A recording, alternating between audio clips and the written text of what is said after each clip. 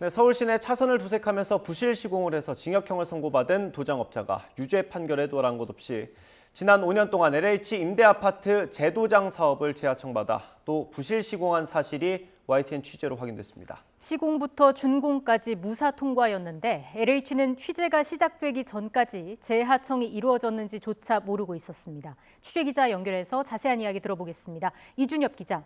네, 사회일보입니다. 네, 이번에 부실 시공 의혹이 불거진 재도장 사업이 어떤 사업인가요? 네, LH에서는 저소득층이나 국가유공자 등을 위한 주거복지 목적으로 국민임대나 영구임대 아파트를 짓고 관리합니다. 이런 임대 아파트는 10년마다 전체치를 다시 하도록 규정돼 있는데요.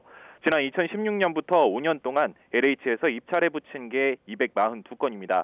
YTN 취재한 결과 이 가운데 3분의 1 정도에 해당하는 74건을 특정 재도장 업체 A공영이 재하청받아 시공한 사실을 직간접적으로 확인했는데요. A공영은 최소 20곳이 넘는 현장에서 상습적으로 지하주차장과 아파트 복도 부분 시공을 부실하게 한 정황이 포착됐습니다. 네, 규정대로라면 재하청이 원래 안 되는 겁니까? 네, YTN이 더불어민주당 김용민 의원실을 통해 확보한 재도장 사업들 계약 내역서를 보면요. 처음 입찰을 따낸 업체가 재하청을 주면 안 되게 명시돼 있습니다. 그런데 A공영은 LH 발주액 기준으로는 700억 원어치 사업을 버젓이 재하청으로 수주한 겁니다. 심지어 대표는 지하주차장 재도장을 또 다른 업체에 다시 하청을 줬다고도 말했는데요. 직접 들어보시죠. 에폭시 하는 사람 인력을 갖다 쓴 거예요. 전문으로 하시는 분을 도장이 다 예를 들어서 뭐 다 한 사람이 다 합니까 그거를? A공영이 재하청을 받기 위해서는 공사 참여 제안서를 살펴봤더니 원청업체들 이름으로 된 전자계약서까지 꼼꼼히 챙겨서 가지고 있었습니다. 그런데 전문건설업 등록 최소 요건인 직원 2명만 갖춰놓고 건설산업정보 시스템에는 3년 동안 실적 신고조차 하지 않았습니다. 지자체의 실태조사에 응하지 않거나 건설공사 대장을 제대로 통보하지 않아 영업정지나 과태료 처분까지 받기도 했는데 제대로 된 업체로 보기는 어려웠습니다. 네, 그럼 이 업체는 지하주차장을 구체적으로 어떻게 부실 시공한 겁니까? 네, 지하주차장 바닥을 칠할 때 LH 시방에 따르면 두 가지 공법이 있습니다. 에폭시 코팅 그리고 에폭시 엠보 혹은 라이닝이라고 부르는 공법인데요. 어느 공법으로 이철이 나오건 페인트의 최소 두께가 정해져 있습니다. 하지만 A공영이 시공한 현장을 YTN 취재진이 직접 가보니 애초에 두께 측정이 불가능할 정도로 페인트를 얇게 발라놨습니다. 또 시공 전에 LH에 어떤 업체, 어떤 페인트를 쓸지 승인을 받게 돼 있는데요.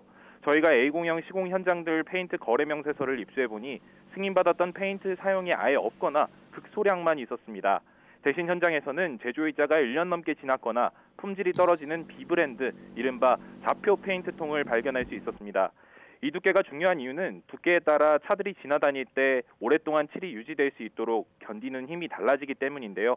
엉망으로 시공하다 보니 일부 현장에 가보면 재시공을 여러 차례 했다는데도 시공 2년 만에 칠이 횡하니 벗겨져 있었습니다.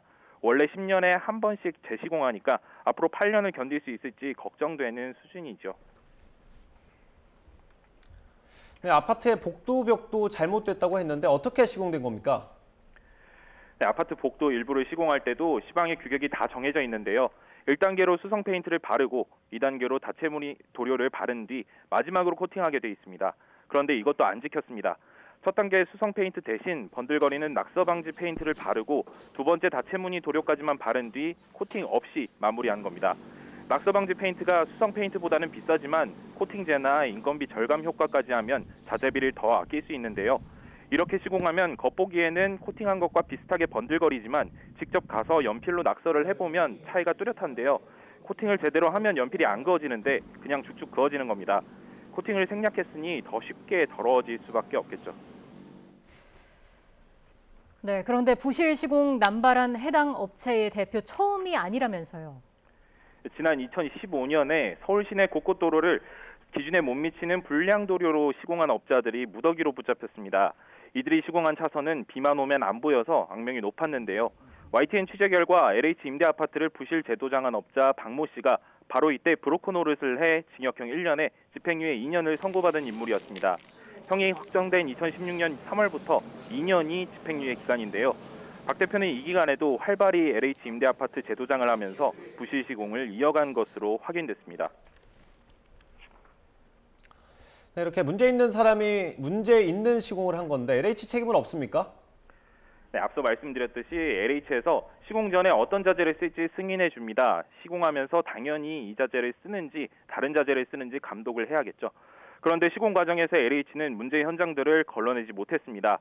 또 취재진이 당시 준공검사 서류도 살펴봤는데요. 지하주차장과 아파트 복도 벽면에 시방대로 시공을 안 했다는 지적은 전혀 없었습니다.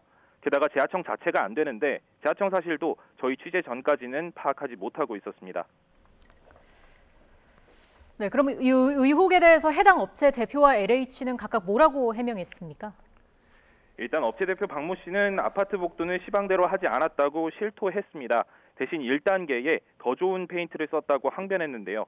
지하주차장 바닥은 승인 자재를 안 썼을 뿐 제대로 시공했다고 주장했습니다. YTN이 취재한 내용과 다르다고 지적했더니 특수 도료를 제대로 주문해서 썼다면서 며칠 말미를 주면 거래 명세서를 증거로 보여줄 수 있다고 주장했습니다.